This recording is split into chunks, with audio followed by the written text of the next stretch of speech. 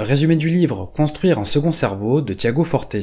À travers ce livre, l'auteur propose un système pour révolutionner notre approche de la productivité.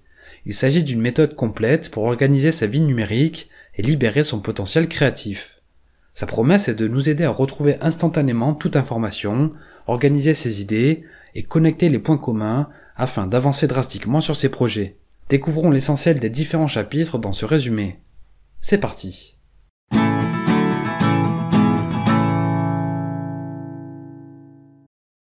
Le second cerveau représente un système qui permet d'organiser ses pensées et sa vie numérique. Pour Tiago Forte, il y a de multiples avantages de mettre en place un tel système. Retrouver en quelques secondes tout ce que l'on a appris, touché ou pensé dans le passé, sauvegarder ses meilleures idées afin de s'éviter d'avoir à réinventer la roue, connecter les informations et prendre conscience de points communs entre différents projets, adopter un système fiable pour partager son travail avec aisance, se détendre et se déconnecter, en sachant que l'on dispose d'un système permettant de n'oublier aucun détail. Ceci étant dit, rentrons dans les détails de ce qu'est un second cerveau. Alors qu'il était malade, Tiago Forte désespérait de trouver un remède. Même les traitements puissants le soulageaient que temporairement. Il décida alors de noter tout ce qu'il ressentait et pensait dans un calepin. Ces notes l'aidèrent à mieux gérer sa condition de malade chronique et même à guérir. Il prit conscience que ce mode d'organisation facilitait la résolution de ses problèmes et produisait des résultats immédiats. En l'appliquant à d'autres domaines de vie, cette approche lui permit d'organiser l'information de manière globale pour toutes sortes d'objectifs et projets. Une fois l'information en main, il était plus facile de l'utiliser pour répondre à ses propres besoins, tout en étant utile à autrui. C'est ce système de gestion de l'information que l'auteur nomme le second cerveau. Pour lui, notre succès professionnel et notre qualité de vie dépendent directement de notre capacité à gérer l'information de manière efficace.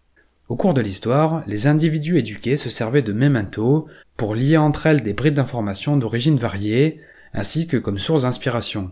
La clé est d'appliquer la même approche en considérant les notes comme des briques de savoir qui permettent de créer de multiples relations entre l'information, la technologie et nous-mêmes. Il s'agit d'un mix entre un cahier d'études, un journal intime et un carnet de croquis pour ses idées. De nos jours, la technologie améliore grandement la prise de notes et facilite l'utilisation d'un memento. Les carnets numériques ne se délabrent plus, ils intègrent des fonctions de recherche et sont disponibles partout et tout le temps. Dans les faits, un second cerveau est comme un assistant personnel qui contribue à rendre 4 services essentiels. Concrétiser nos idées, mettre en lumière de nouvelles associations, faire germer de nouvelles idées et affûter nos perspectives dans leur singularité. Le centre neurologique du second cerveau repose sur une application de prise de notes comme OneNote, Google Keep ou Notion. Ces technologies offrent des avantages indéniables par rapport aux notes papier, notamment avec les fonctionnalités de recherche, partage, sauvegarde, édition, création de liens ou synchronisation entre appareils.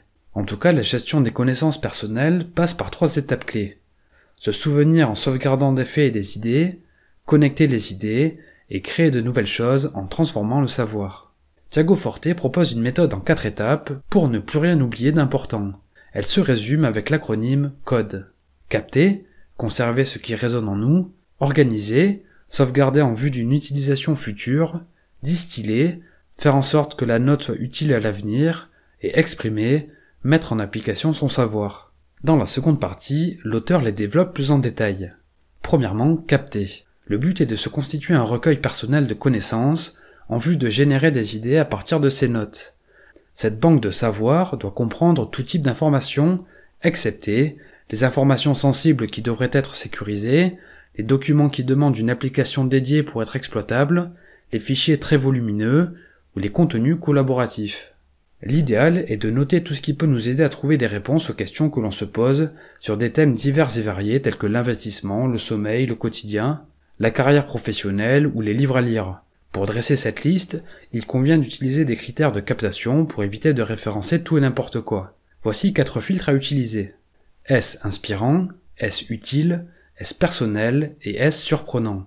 Grâce à la technologie, il est facile de partager, exporter ou sauvegarder un contenu dans un memento numérique. L'auteur donne plusieurs conseils pour capter les informations intelligemment. Compiler des extraits plutôt que des articles ou passages complets, référencer la source de l'information, préférer reformuler avec ses propres mots et écrire ses expériences et réflexions intérieures. Deuxième étape, s'organiser. Il faut voir le second cerveau comme une cathédrale mentale dans laquelle pénétrer à chaque fois que l'on a envie de s'isoler du monde extérieur pour imaginer le nôtre. La première étape sert à capter des informations, accumuler des matériaux de construction. Cette seconde étape consiste à organiser l'information, / les matériaux, selon leur degré d'exploitabilité. Pour ce faire, l'auteur suggère de classer chaque ressource selon 4 catégories d'informations universelles que l'on peut résumer par l'acronyme PARA. Les projets, les activités limitées dans le temps pour lesquelles on est actuellement engagé, les domaines, les responsabilités à long terme que l'on souhaite gérer dans la durée, les ressources, les sujets potentiellement utiles à l'avenir, les archives, les informations devenues inactives issues des 3 autres catégories. En d'autres termes, l'idée est d'organiser ces idées en fonction de leur destination, c'est-à-dire les objectifs qu'elles vont nous aider à atteindre. Chaque projet doit correspondre à une liste de notes unique. Troisième étape, distiller. Une fois les notes référencées et organisées, le but va être de les affiner afin de pouvoir les utiliser ultérieurement. Pour survivre à leur voyage vers l'avenir, elles doivent être découvrables. Dit autrement, on doit être en mesure de voir immédiatement ce qu'elles contiennent et accéder aux points spécifiques qui nous sont utiles. À ce sujet, il existe l'astuce du surlignage 2.0 et la synthèse progressive. Cette technique revient à traiter activement les informations, à les relier à des idées existantes et à les intégrer dans une structure cognitive cohérente, de sorte à faire ressortir les points essentiels, notamment via un travail de surlignage. Cela passe également par un travail d'élagage qui vise à éliminer les détails et faire ressortir l'extraordinaire. 3 erreurs sont à éviter. Surligner à l'excès, seul 10 à 20% du contenu doit être repris, surligner sans but précis, et compliquer le surlignage. En bref, identifier l'essentiel dans ces notes permet d'avancer plus efficacement sur ces activités. Ce qui nous amène à la 4e étape, montrer son travail. Pour progresser sur nos projets, Tiago Forte nous invite à nous exprimer au plus tôt, par petites briques et le plus fréquemment possible pour obtenir du feedback. C'est pourquoi il est souvent pertinent de décliner ces tâches en petites étapes et d'agir dès que l'on a suffisamment d'éléments pour avancer sur l'une d'elles. Le secret est de produire régulièrement de petits travaux, puis de réutiliser le travail passé pour créer une meilleure production.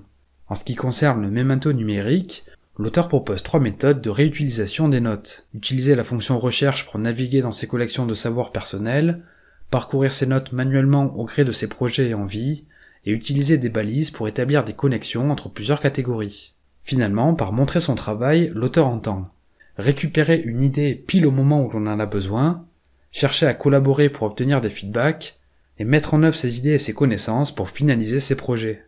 C'est d'ailleurs l'objet de la 3e et dernière partie, réaliser ses projets. Un premier point est de les exécuter avec créativité. Tous les processus créatifs suivent le même mouvement, une alternance de phases de divergence et de convergence. La phase de divergence correspond à l'état de génération de nouvelles idées qui demande de la spontanéité, du chaos et du désordre. Il s'ensuit la phase d'exécution, associée à la convergence. Si l'on fait le parallèle avec la méthode Code, les 2 premières étapes, capter et organiser, correspondent à la divergence. C'est le moment où l'on fait des recherches, où l'on explore, et où on accumule des idées.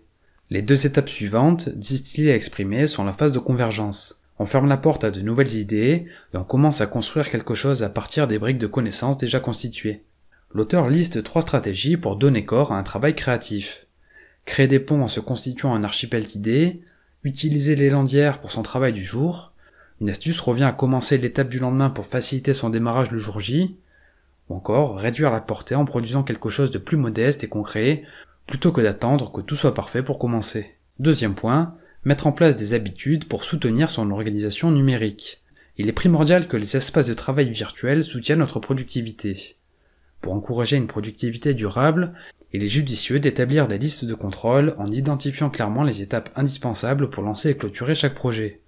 Ensuite, il est recommandé de mettre en place des revues régulières. Par exemple, une revue hebdomadaire sert à ne pas se laisser submerger, et une revue mensuelle permet de contrôler et d'être au clair sur ce que l'on fait. Au bout du compte, la clé est de considérer ces notes numériques comme un environnement de travail et non comme un bête moyen de stockage. Finalement, le fait de se construire un second cerveau est une entreprise de développement personnel. L'intérêt est de pouvoir y stocker ses pensées afin de les rendre moins vulnérables au passage du temps. Le but ultime est de devenir un chef de bord de sa vie plutôt qu'un simple passager. Pour se lancer au mieux dans cette aventure, voici 12 points à mettre en œuvre dès à présent pour se construire un second cerveau. Décider ce que l'on veut capter, choisir une application de prise de notes, sélectionner un outil de captation de contenu, mettre en application le système d'organisation PARA, s'inspirer en identifiant nos 12 problèmes les plus récurrents, surligner pour capter automatiquement les passages les plus importants, s'entraîner au résumé progressif, se concentrer sur une brique intermédiaire, finaliser un livrable, planifier une revue hebdomadaire, évaluer son degré de compétence en prise de notes, et ne pas lâcher ce qui résonne en nous. Merci pour votre attention, j'espère que ce résumé vous a plu. Si c'est le cas, je vous invite à le partager et à me faire part de vos remarques, questions et suggestions dans les commentaires. Comme d'habitude, vous pouvez télécharger la fiche de lecture sur mon site internet. Pour ceux qui souhaitent se procurer le livre, vous trouverez un lien affilié vers la page Amazon du produit en description.